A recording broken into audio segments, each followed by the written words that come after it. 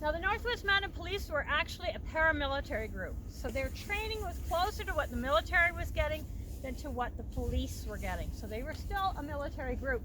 And in order to train their men for this, they brought in a number of men from the British Army. Thomas Kempster was one of those men. He actually served with the Lifeguard, 11 years with the Lifeguard, and the 11th Hussars, excuse me, which were the Prince Albert Hussars. And the Prince Albert Hussars are significant to our story because, in fact, they served in the Battle of Balaclava in the charge of the Light Brigade. Does anybody know what the charge of the Light Brigade is anymore? I grew up with this stuff, so cannons to the right of them, cannons to the left of them, into the Valley of Death rode the 600. Okay, well, it was a famous battle where the Light Brigade were mounted troops. They went charging into the cannons of the Russians and got slaughtered, but they wrote a really cool poem about them, so they're remembered in history as this very valiant group. But within the charge of the Light Brigade, there was a Lieutenant, Alexander Dunn. Alexander Dunn won the Victoria Cross, which is what that coin that is going around is. It is a Victoria Cross. The Victoria Cross was created in 1857 by Queen Victoria as the highest medal of honor in the Commonwealth. So if you win the Victoria Cross, you're a very, very brave person. So Alexander Dunn won the Victoria Cross. His commendation for it starts with that he was the best shot, the best rider, and the handsomest man in the British Army. Who could want more, eh? But he was actually the first person to win the Victoria Cross who was born in Canada.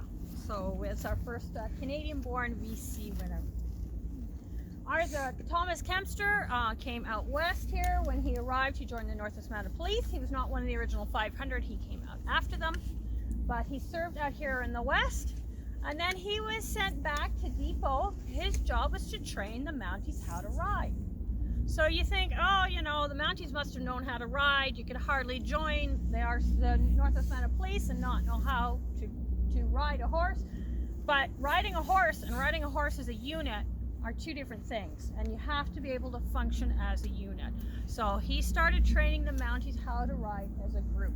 They used British cavalry tactics. And if any of you have seen the musical Ride, or I've seen it on YouTube, and one of the Mounties falls off the horse, and the horse keeps going, and the Mountie walks off until he can grab his horse again. Well, Thomas Kempster actually said that it was easier to train the horses and stick the Mounties on them than it was to train the Mounties how to ride properly. So he knew what he was talking about. And of course, his work would eventually become the musical Ride. So this is Thomas Kempster. I don't know why I want to call him Arthur today. Thomas Kempster. This is a field of honor for our Northwest Mounted Police. This gentleman here is Cecil Denny. He was the 2nd Command of F Troop, which crossed the river and established what was known as the Bull Fort, eventually it would be known as Fort Calgary. So he was one of the original 500. When this field of honor started to fill up, we actually have a second field of honor for the Mounties farther over. They're more of the Royal Canadian Mounted Police. And of course, these are Northwest, and in 1904 they became the Royal Northwest.